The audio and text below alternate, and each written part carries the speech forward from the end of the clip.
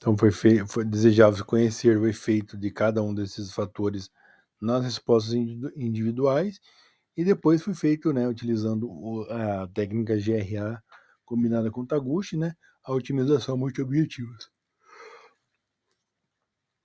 Bom, aqui eu gostaria de apresentar alguns resultados preliminares, né, da análise de variância e do método de design robusto Taguchi.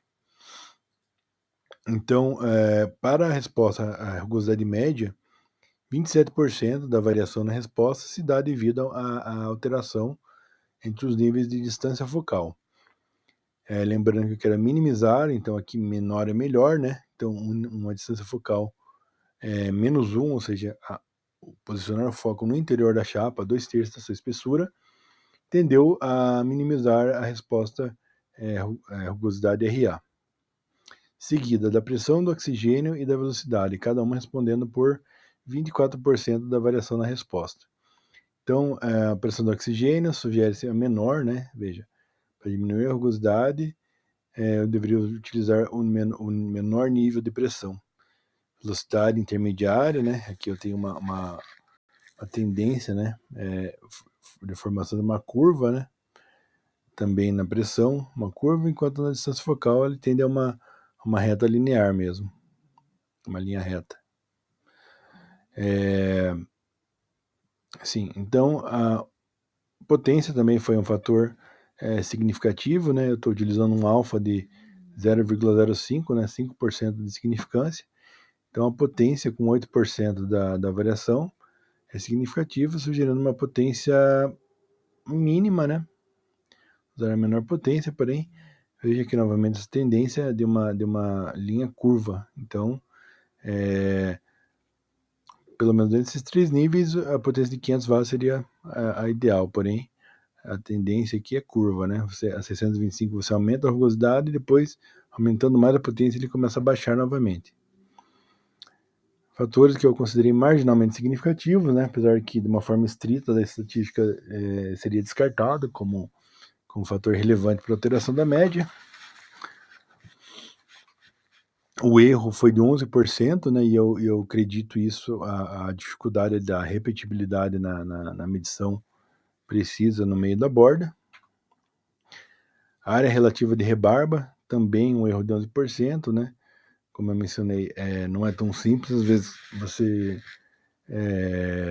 seja assertivo ao dizer o que seria uma rebarba e o que é simplesmente uma estria mais irregular, mas que não prejudicaria, não formaria um concentrador de tensão. Veja que para a área relativa de rebarba, 41% da variação da resposta se deu devido à alteração dos níveis de pressão do oxigênio. Então, pressão aqui, né, também menor é melhor, sugerindo a máxima pressão dentro dos 3 níveis considerados, né. Aqui ele tem um comportamento de uma linha reta, né, sugere pelo menos, porém é possível que ao aumentar mais a pressão, é possível que eu tenha um comportamento de curva, né, que comece a aumentar novamente a rebarba, né. Mas dentro dos níveis considerados, sugere utilizar a máxima pressão, depois sugere utilizar a máxima potência, né, que responde por 34% da variação.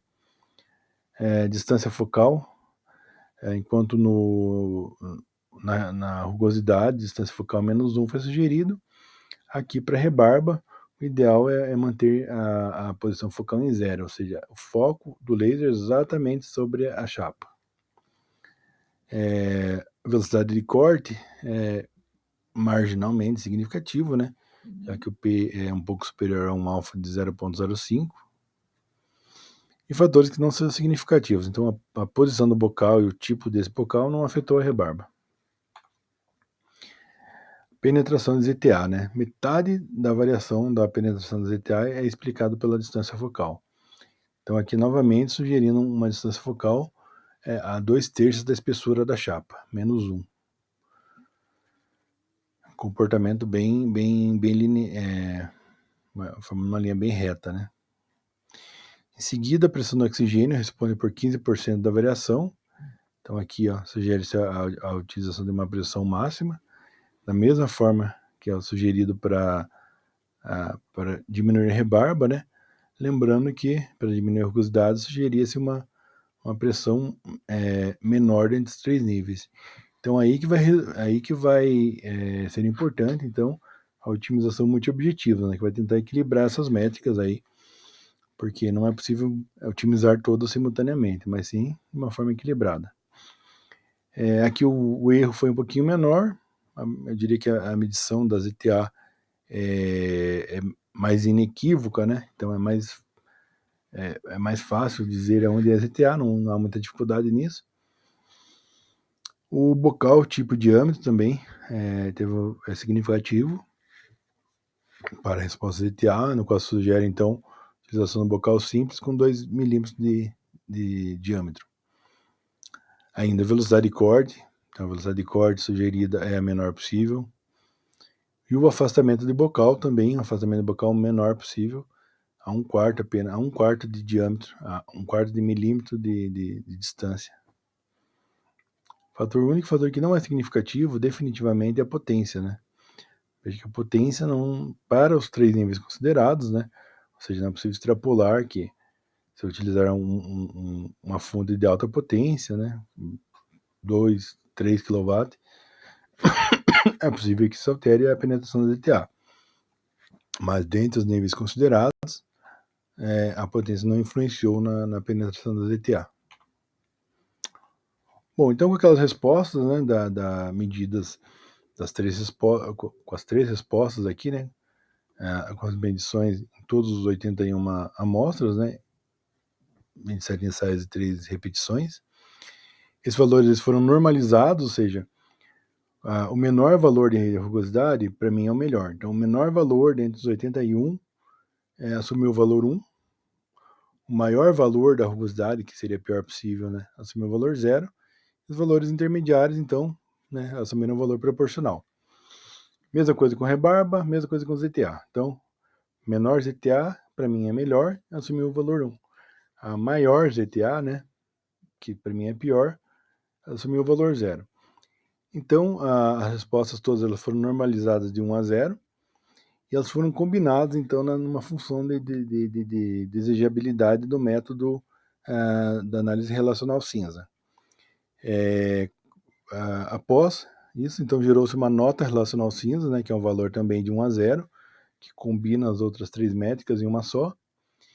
E essas notas relacionais cinzas foram inseridas novamente numa análise da variância e análise pelo método de Taguchi.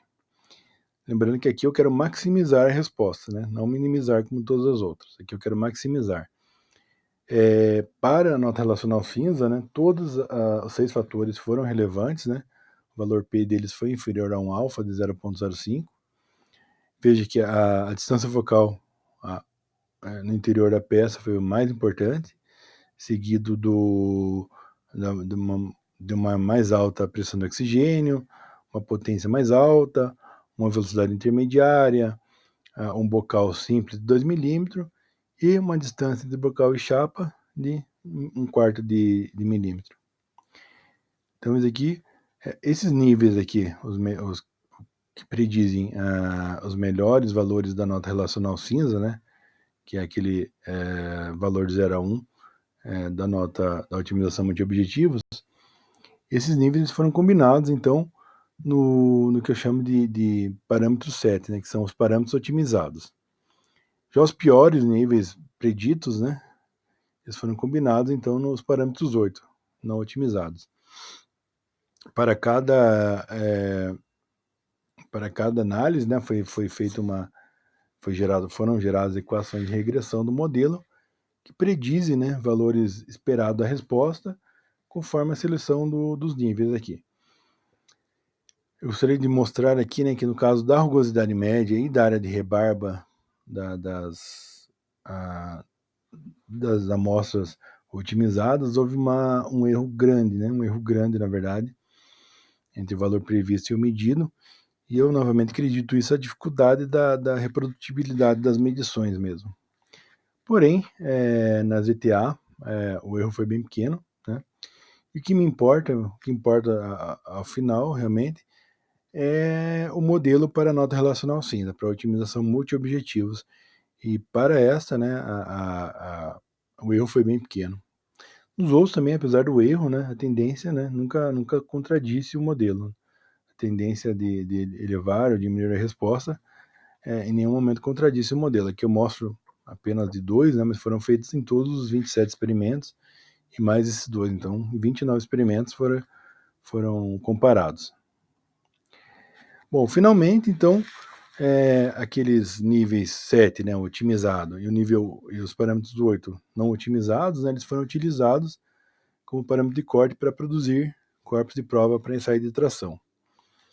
E esses corpos de tração, né, 5 para cada parâmetro, né, otimizado ou não otimizado, eles foram ensaiados, né, até a ruptura, esse ensaio de tração anexial. Então, o azul aqui ele representa os parâmetros otimizados, né, a dispersão de dados, claro. Foi ajustada uma linha de tendência, né, com valor ajustado muito bom, aqui bem próximo a 1. E os não otimizados aqui em laranja, né. Então é possível perceber, né, que as propriedades mecânicas realmente são bem influenciadas pela qualidade de borda, né, do corpo de prova. Então, enquanto os corpos de prova otimizados foi possível obter 16,4% de alongamento, no caso do não otimizado, apenas 13,4% de alongamento na ruptura foi observado, né, em média. Então, foi um valor em média 18,6% inferior ao otimizado. Tensão de escoamento 366 do otimizado contra 352 do não otimizado, né?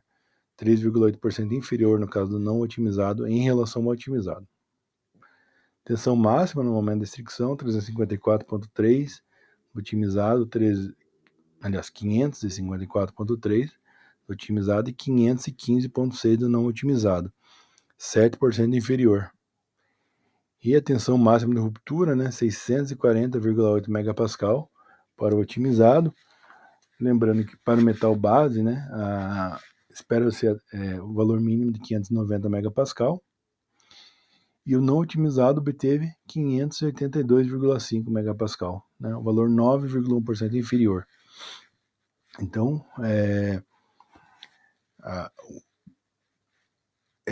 esse corte, né, ele aumentou a resistência mecânica, né, porém sem diminuir a sua ductibilidade. Ou, certamente, o não otimizado, né, acabou diminuindo a resistência mecânica e fragilizando o material. Isso é bem visível, então, nessas imagens dos corpos de prova, né? Enquanto os corpos de prova otimizados, todos eles, sem exceção, assim, houve uma restrição somente na região de ruptura mesmo, né? Toda a borda aqui se manteve regular, mostrando que não houve concentração de tensão em nenhum ponto em particular, e essa ruptura se deu a 45 graus, né, em relação ao normal ali. Já nos corpos de prova não otimizados, né, todos eles também têm diversos pontos de fricção em toda a borda, né, ou seja, há que se imaginar que houve uma fragilização de nucleação de diversas trincas, né, sendo que o colapso foi causado por uma delas, né, e o rompimento se deu de forma geral a 90 graus, né. Então, com uma característica de fratura frágil, né. Bom, com isso eu finalizo então a apresentação. Peço desculpa por ter me estendido e gostaria das considerações, né, e esclarecer as dúvidas também dos professores. Muito obrigado.